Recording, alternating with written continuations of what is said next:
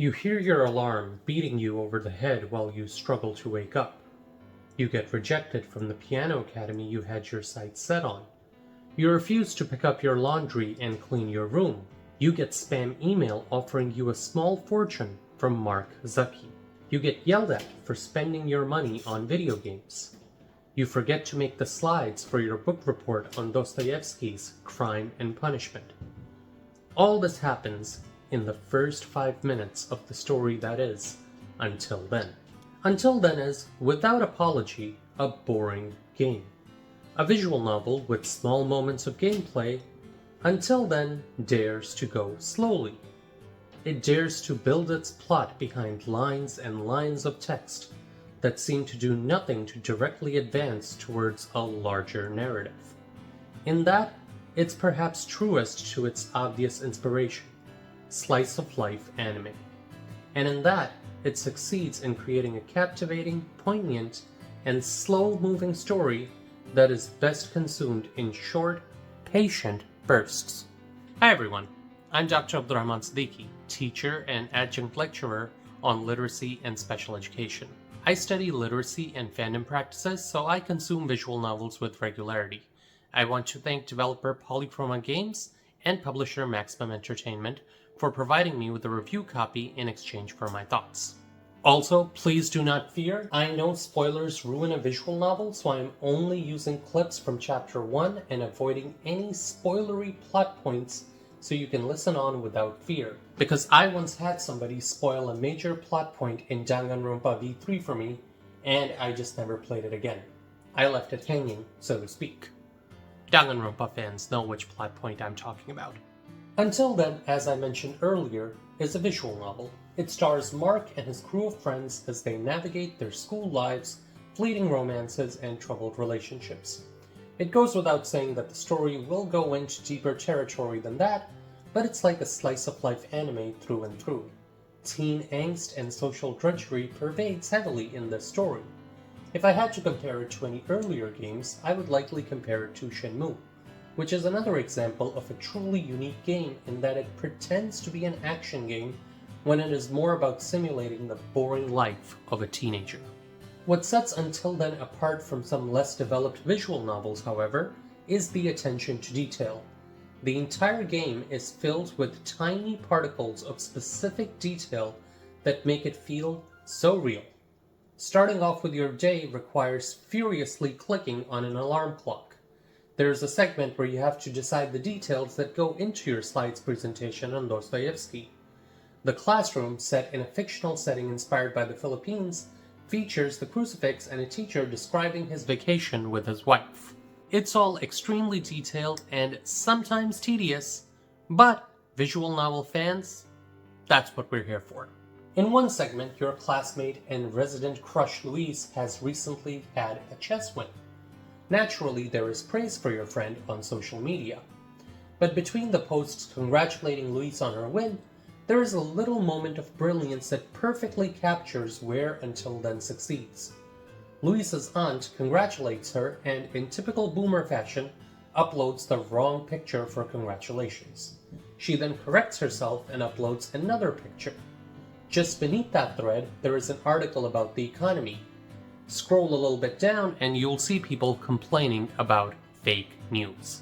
Later, when you're roped into giving someone a treat, you have to actually play a mini-game sticking toothpicks into fish balls, cooking in a street vendor's well-protected sauce. Until Then manages to give you tiny details that you were free to ignore, while still developing the story in a calm, detailed manner.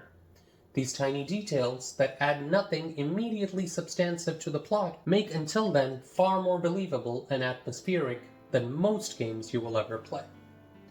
The atmosphere, in fact, is something I connect with rather deeply.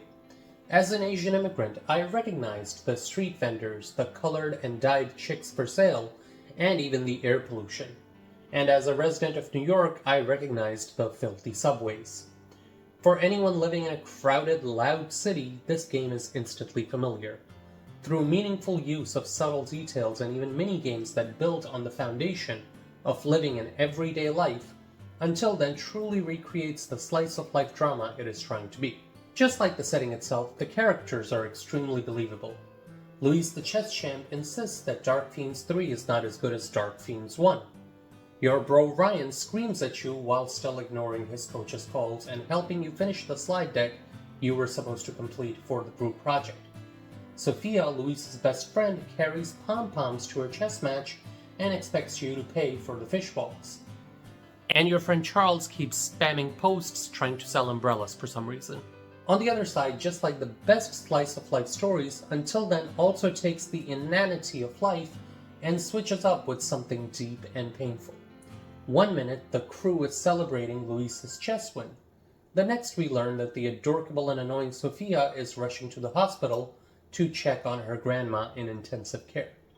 The day begins with Mark believing against hope that he has a shot with Luis, and ends with him being the third wheel on a date with her boyfriend.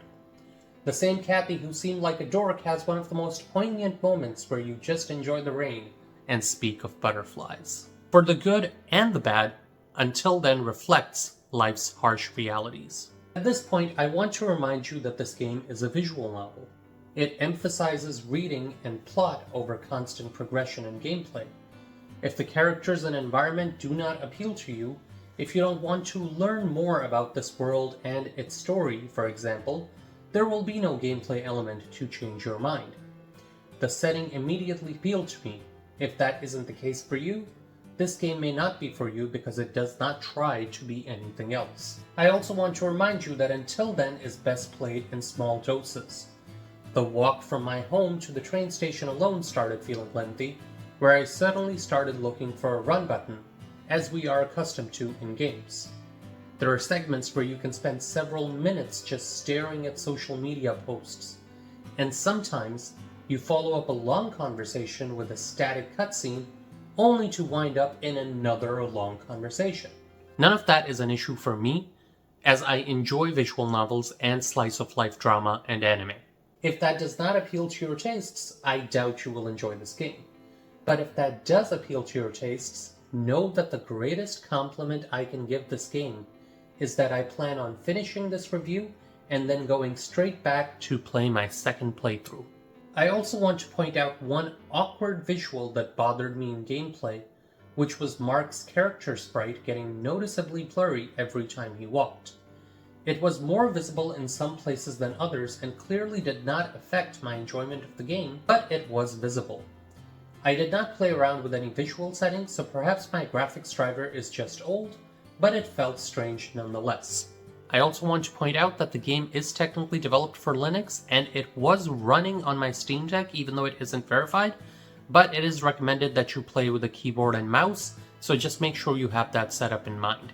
Either way, I hope you found this spoiler-free review helpful in deciding whether or not Until Then is a game for you.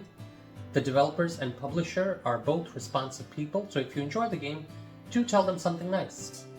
And as always, this is Dr. Abdulrahman Siddiqui, aka Pakistani Pepper, saying peace out, stay peppery, and don't forget, sometimes life's best lessons are in the stories we hear least.